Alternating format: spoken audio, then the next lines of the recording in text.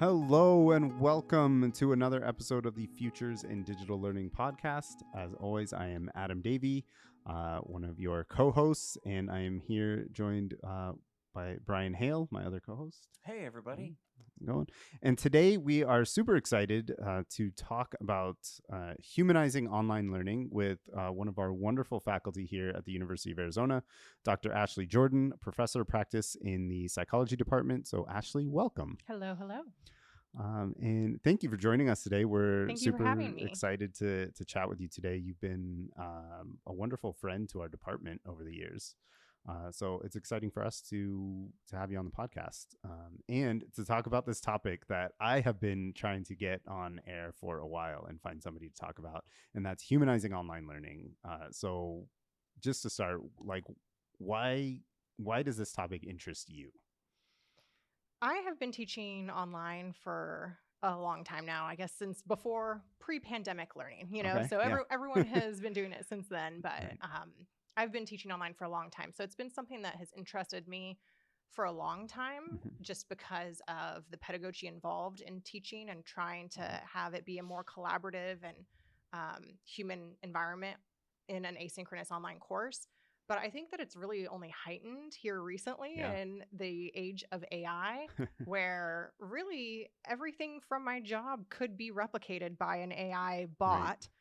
Down to having a human-like face and voice and lessons and the whole thing. And the only thing that really distinguishes what I do from what an AI bot could do is the human connection, that human element. It's something that I think about as AI has continued to just become ubiquitous. It's everywhere. I recently had to call a local plumber because of some plumbing issue. And just when I called, I don't know if you've had this experience, but the person who answered, I was pretty sure was not a person. Yeah. And this was new for me. It sounded very human-like. It was not a robotic type voice, but there was just something in the cadence that seemed unnatural, like just a little bit of waiting time or lag time in between some of the words that was odd. So much so that I was like 80% sure that this was an AI bot, but like that 20%, I'm like, maybe it's just an awkward, human. Right. But my initial reaction was like, ick. Like, I don't like this. I don't like talking to an AI bot. And I almost wanted to like challenge it. Like, are you even human? Are you real? Yeah. But then I'm like, with that 20%, like, what if it was a real person, But I think about that in terms of teaching and learning and the fact that an AI bot could do my job, but what would the experience be like for students? And would they also get that kind of like ick? Like, I don't like this. And so I think that now more than ever, the solution or the antidote, the only thing that the AI can't do that I can is having that human connection, the real life experiences and things that I bring to the table that an AI just can't. Yeah. And that's, I think, really, and students are aware of that too, right? Like they know because they're using the AI, like they know when something is AI too, and they don't want to feel slighted. They're paying money to be in these classes, right? They want, that human connection as well. So what are some strategies that you use? Like, what are some things that you do in your courses to humanize them? I think that there's so many things that can be done. It's really not just a one size fits all, but I think that a lot of it is little things. And it's just kind of the accumulation of all of these little things that combined add that human element.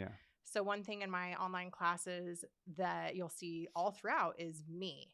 Very, very front and center. I have little weekly videos. I embedded throughout the discussion posts. I like to insert pictures or some stories that are real life stories related to whatever content that I'm teaching so that it brings these things to life and gives it real world applicability. I have a lot of different ways that I reach out to students that try to form that connection with them.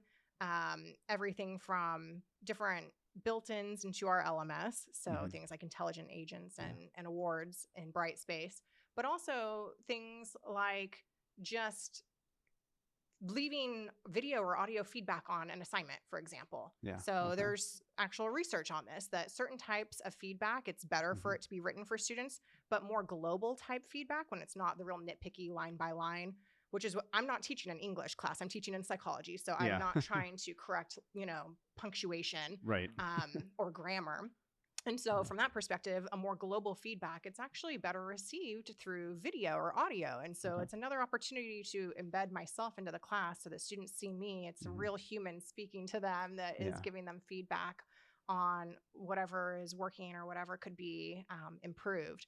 And so I think that there's just a million little things that you can do, but it's really about how to make it feel authentic for students and for myself also as an instructor, frankly, because it works both ways, right? Like I am a human, but also I recognize that my students are human. And so how can we meet each other there where we are both, imperfect, flawed people and work together to co-create knowledge in a class. Yeah. When you decide to give audio or video feedback, first, how do you decide what thing I'm going to give that feedback on? And then how do you budget the time for all of the students? Do you do it for every single student or just certain ones? That's a great question. And I have historically taught very large classes, so in the 150 to 200 range, where that is a thing. And so I guess that the thing I'm thinking about the assignments I'm thinking of that I most often give video or audio feedback, it's group-based assignments. So that helps if I'm dealing with a smaller number, maybe 20 or 30 groups instead of 150 students individually. And again, it's really global things. So for example, I teach research methods. And so students learn how to conduct a research experiment from start to finish in one of my advanced research methods classes.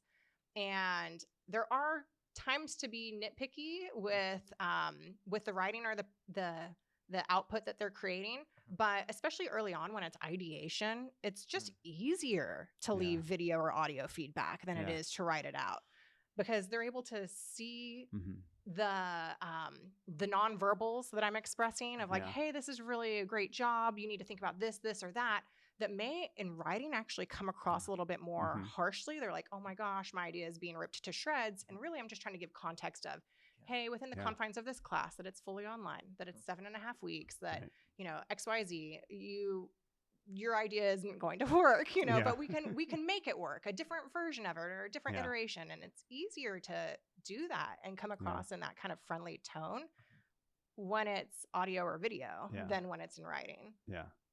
That's a great point too. I think with the written feedback too is right. You don't know how they're reading it or how they're receiving it. And we had a recent episode where our guest talked about that too, where he thought he was leaving the most positive feedback, and the student took it the complete opposite way. And, and that was kind of one of his triggers to go into video feedback as well, saying like, okay, wait. Well, especially as, again, we have data, and I'm from the field of psychology, but we know that anxiety is increasing amongst this population, amongst everyone, but especially amongst this population, adolescents and early adulthoods. So those who are most likely to be in our classes. And what can we do to try to help with that, and the feedback and tone, it matters for some students more than others, but it can be triggering for some. Yeah, for sure. When you give, let's say, video feedback, one of my big things is I think a lot of students are using their phone to complete their coursework. Are you setting up your laptop and do you have a background behind you, or are you just giving feedback on your couch using your phone to upload a quick video note to D2L?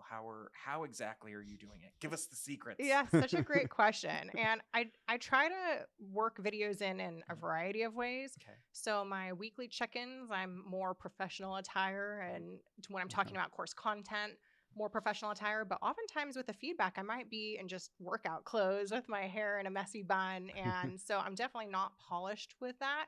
And I think that students appreciate that too, because again, I'm human. A human, And that's when I tend to be doing my grading, is either very early morning or late at night. And I'm not trying to put on a full face of makeup and, be dressed to the nines to give feedback at 6 in the morning or at 10 o'clock at night. I'm just trying to get the feedback out there and get on with whatever is next. And they're doing the same, right? So that's the thing. Like, we're all in this together. Yeah. So talk to me too about the weekly check-ins. So that's another way to bring a human element into it. Like, what do you do with those weekly check-ins? How are they structured?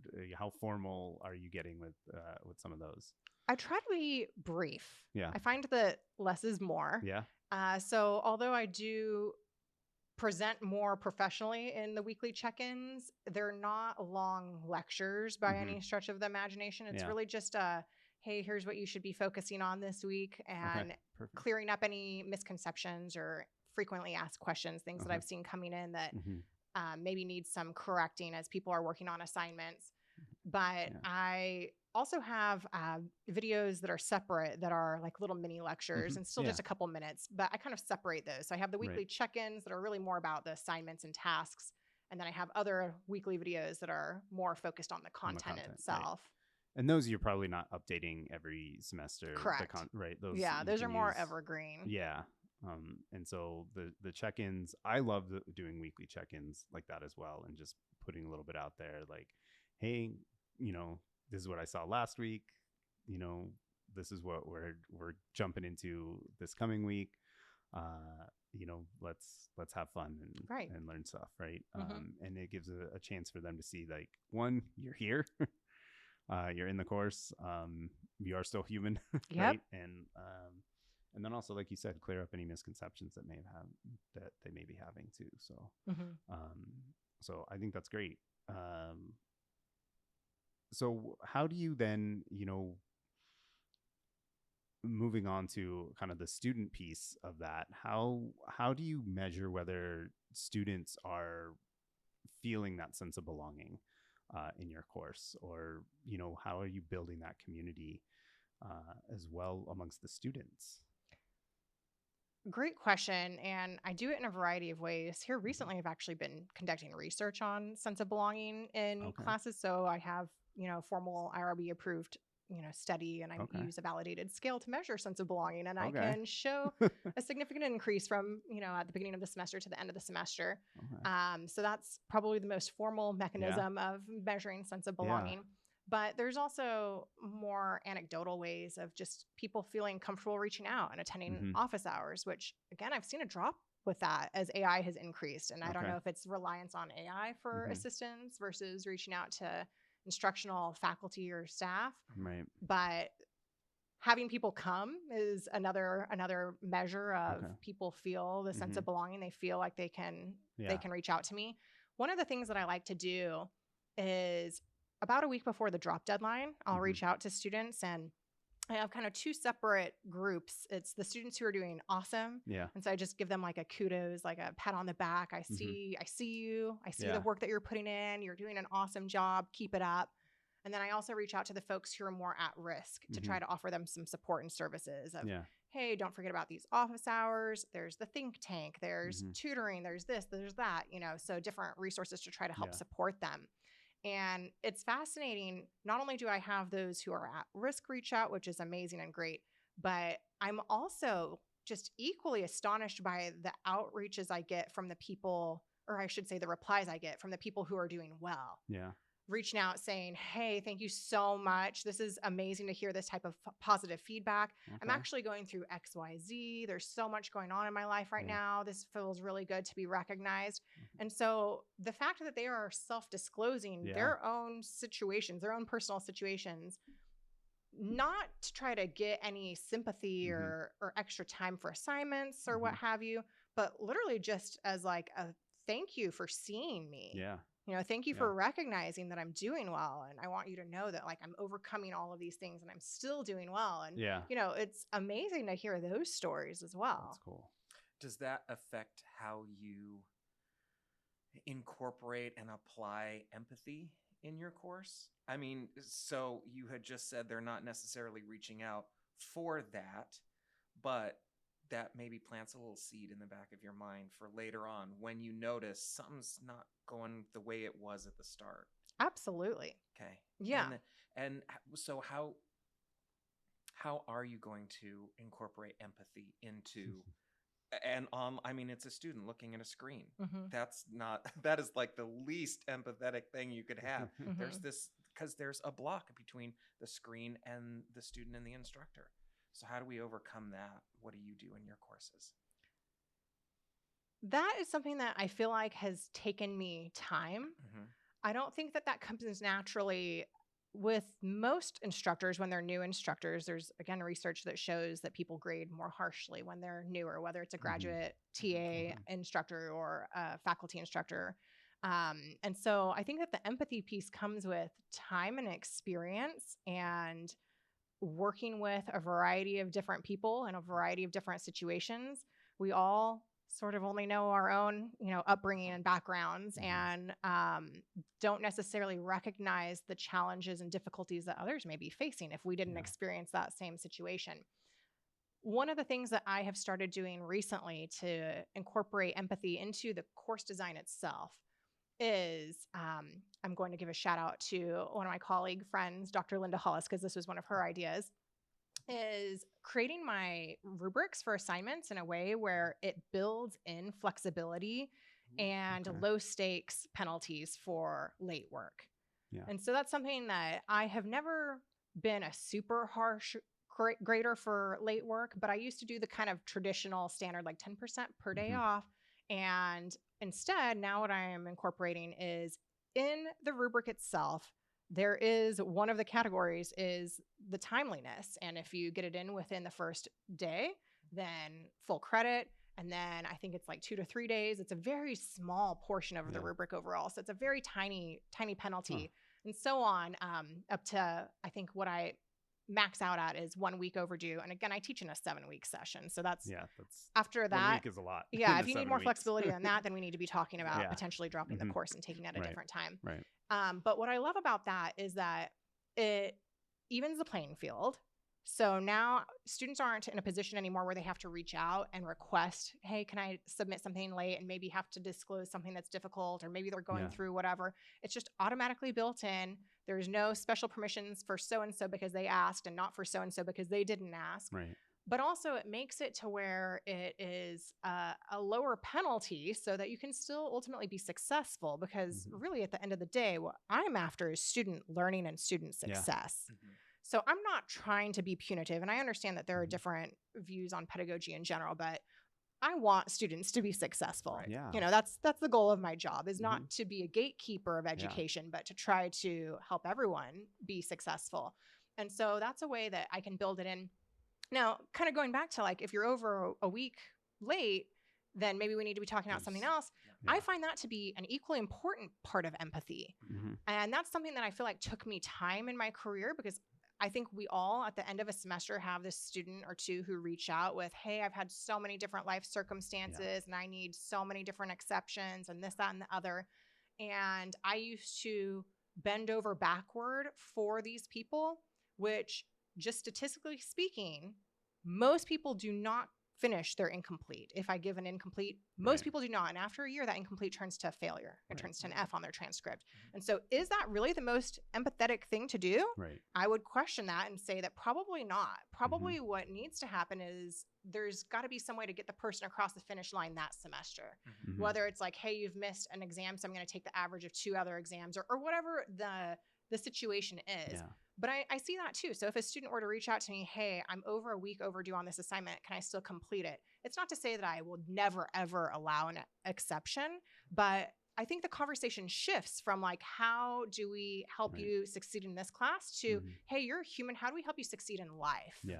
Like, what's going on in life? And if I made this exception for this, how does that impact other things? Now you're going to be, like, focusing all your attention on this, and maybe the life circumstances that got you in this position in the first place haven't gone away, and now they're being neglected. And maybe the best thing for you as a human is to take the class at another time, and that's okay. Yeah. That's okay. And I know people don't necessarily always want to hear that, but that's success to me. If then you can come back and complete the class successfully versus me giving you an incomplete and it turning to a failing grade in a year because you've been unable to lock back in. Right. So I love that rubric idea.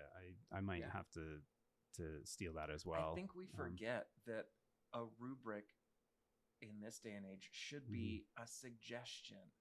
Yeah. Not a hardcore, if you don't do black and white. We need to have a little bit more gray in the way we're grading students, because we don't know what their life situations are. We don't know what the instructor's life situation is. As you said earlier, new teachers, facilitators, faculty tend to grade more harshly because they've been told there's this A to F scale. Here's the rubric. If there's no check mark in that box, obviously they didn't do it. So penalty. Let's give a little instead of and I like what you said too. Like the goal is student success, right? The goal isn't turning in work. Right. The goal is to make sure that the student is successful one way or another. That's a great quote. Right. Yeah. The goal isn't turning in work. Yeah. So, one of the things I started doing in my courses is I started offering 3 no questions asked extension passes. You don't have to tell me why you need it. You just have to tell me that you want to use it. And you get an extra week to do it. If you need more than that, you just let me, talk to me. And like you said, kind of what are the circumstances, what's happening that you need more than a week? Is there something else going on? Maybe we need to reevaluate everything. But no questions asked. And what I found was more students were turning in the work throughout the course of the semester with this. Whereas before, with the more punitive late penalties, they just weren't doing it. Right. And so then you're like, so what's worse, them turning it in late and actually, doing the work, or them saying, well, I'm not going to get credit, so I'm just not going to do it. And then they're going to fail the class. Right. So, I found it to be very successful in getting students to actually do it. They're grateful. They're like, I just can't complete it this week. I can get it to you in a few days. Right. And they do it. And then they're more on track for the rest of the course. And you get to see what they're struggling with. Maybe they're struggling with that assignment. I don't have enough time to go research it. I have all of the stuff I need. It's just my brain is not putting 2 and 2 together. So then you can help them out later on.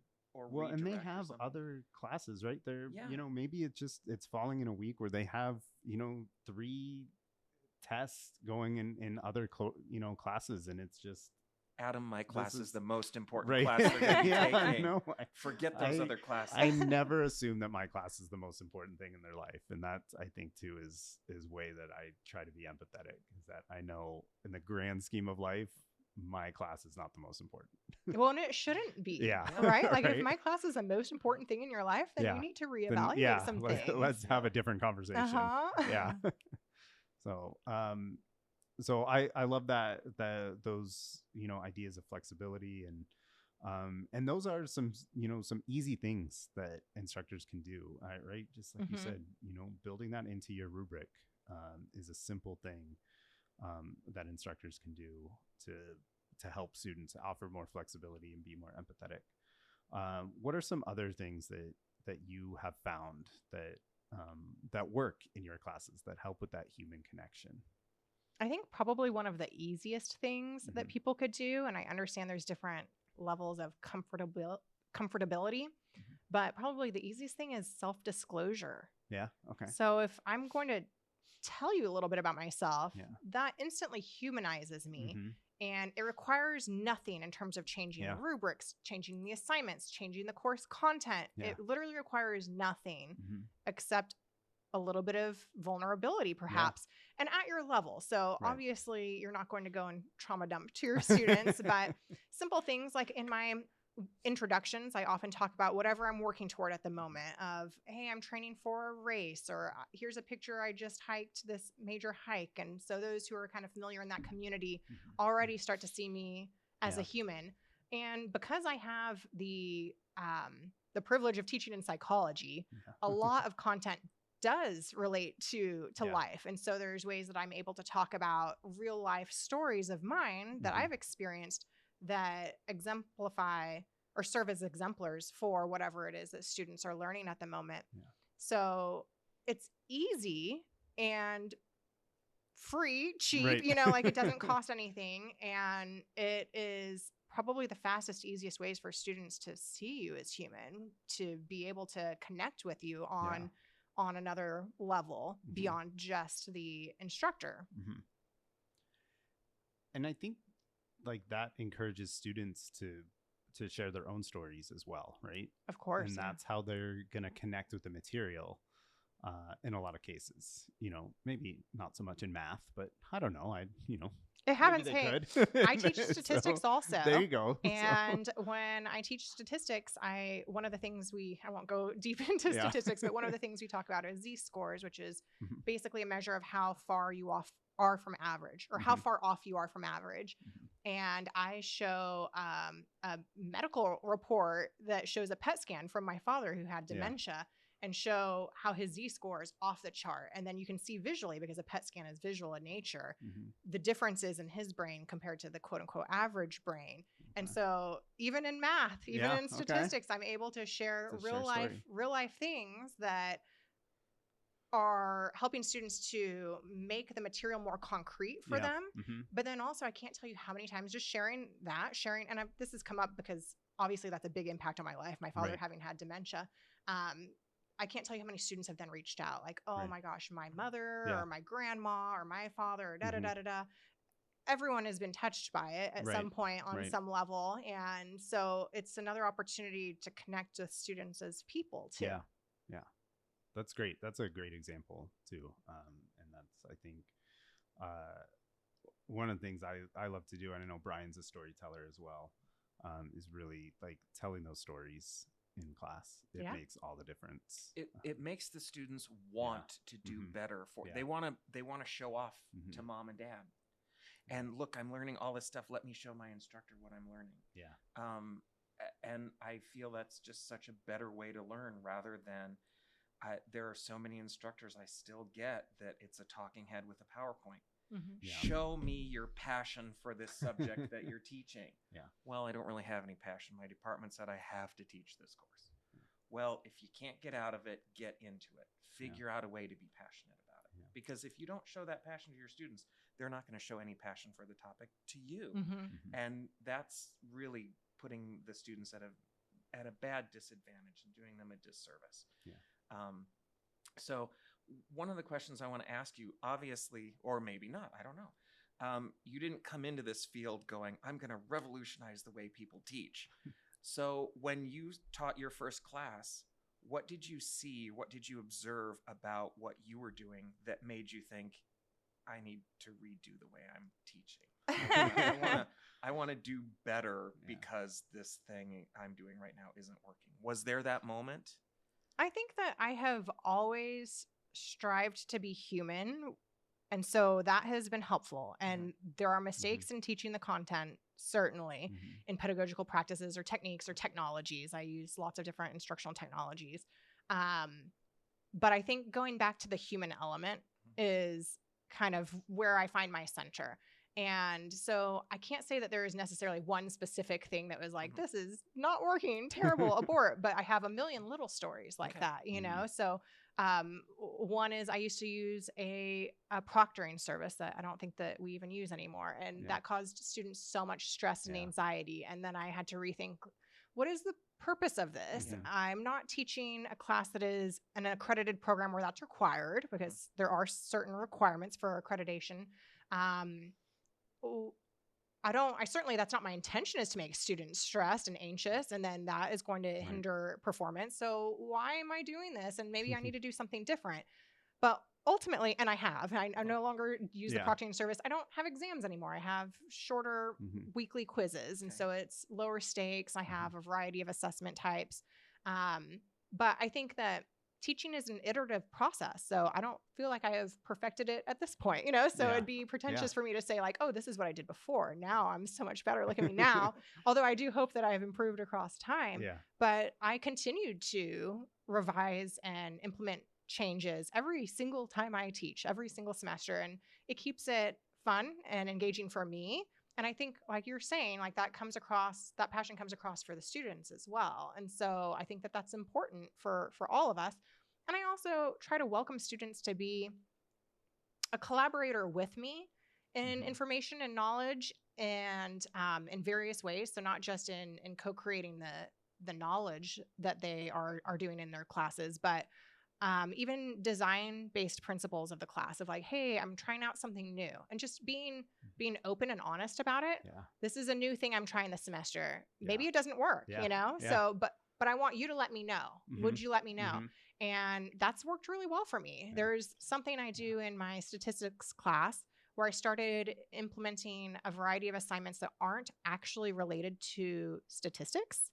They're more related to student success more broadly. And it's things to try to help them feel this sense of belonging and to feel a sense that I care about them as humans. And so a couple of examples are I have a list of student success resources that I have students go through the list and then identify like, what are some resources that you didn't know existed at the university? And what do you see yourself or maybe someone else using in the future? And students are like, oh, I had no idea about the campus closet. I knew about the pantry, but not the closet, or, you know, whatever the example is.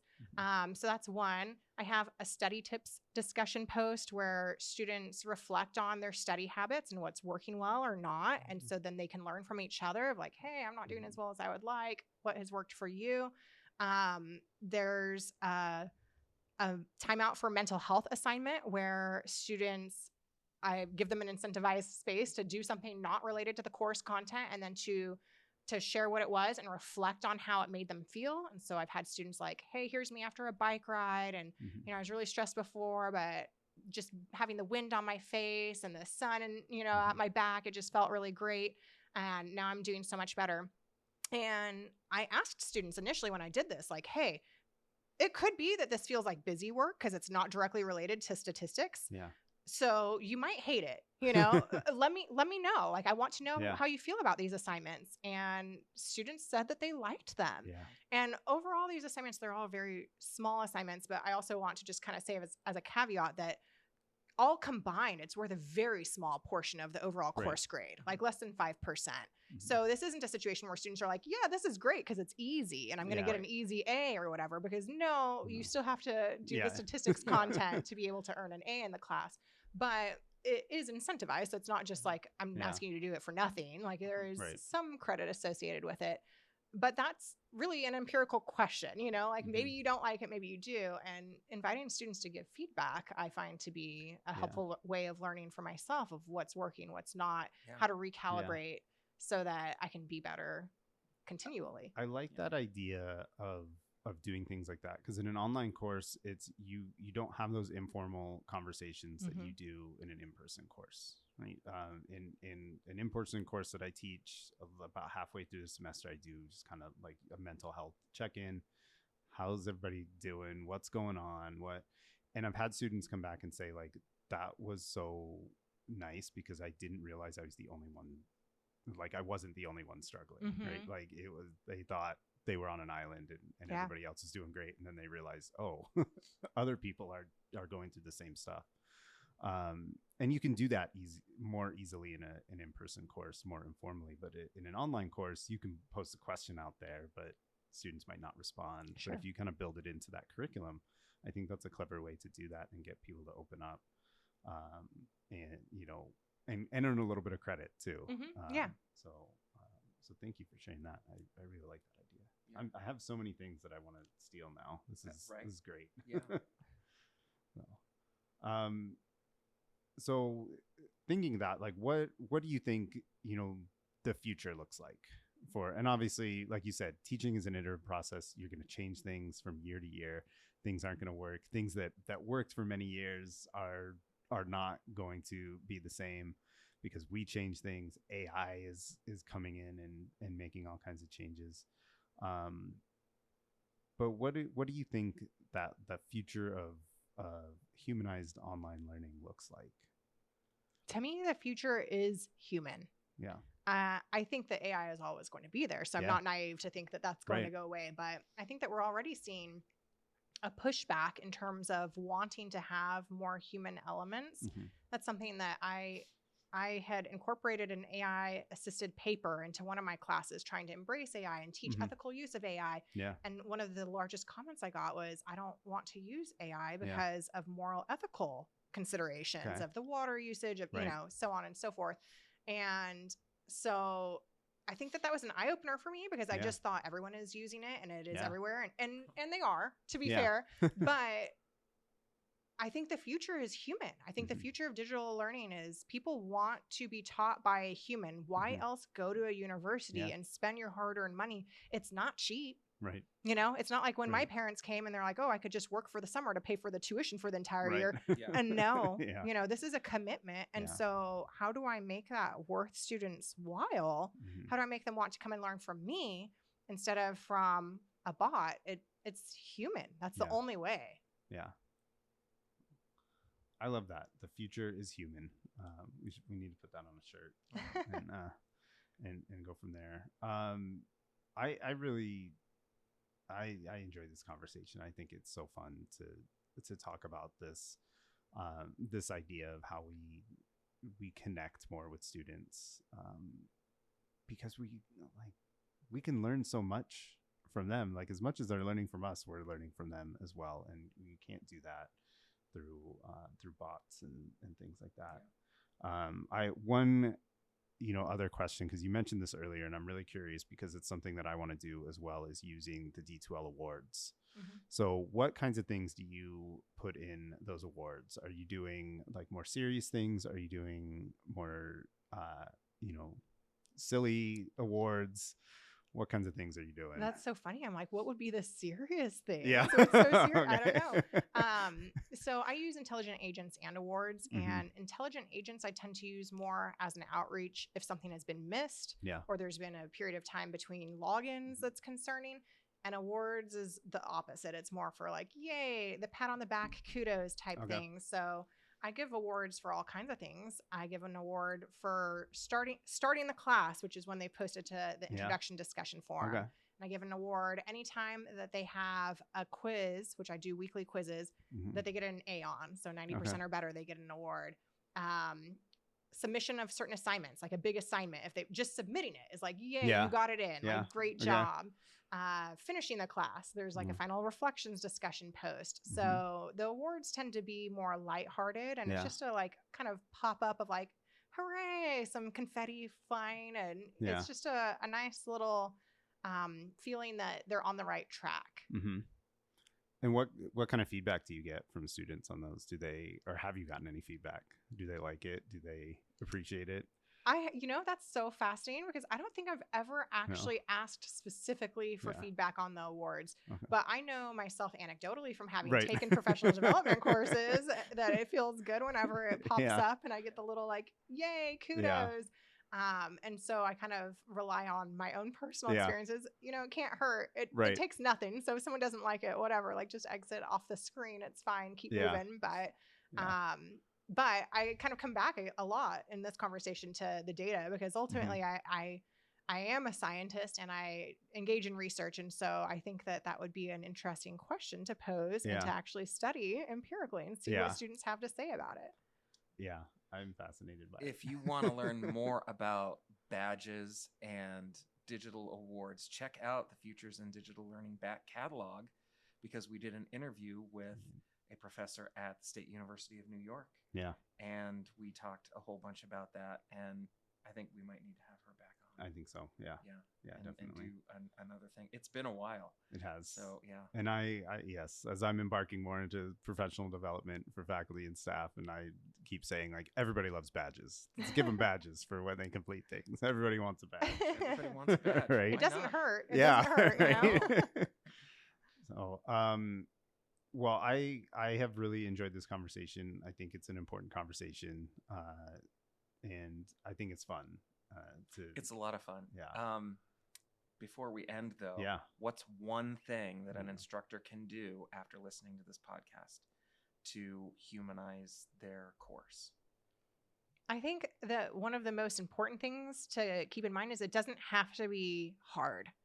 And I think that if you try to incorporate all the changes, I've talked about a lot of things today. If you try to incorporate all the changes, that's going to feel overwhelming and could serve as a barrier. So just do the next small thing. Yeah. And probably the easiest place of entry is the self-disclosure, like I mentioned. But it also comes from a place of just actually being authentically yourself. If you really actually care about students as human first, student second, it's going to come naturally. Yeah. You're going to automatically start designing courses in a way where they're more humanized and students have that sense of belonging and the feeling of being valued as people. Yeah.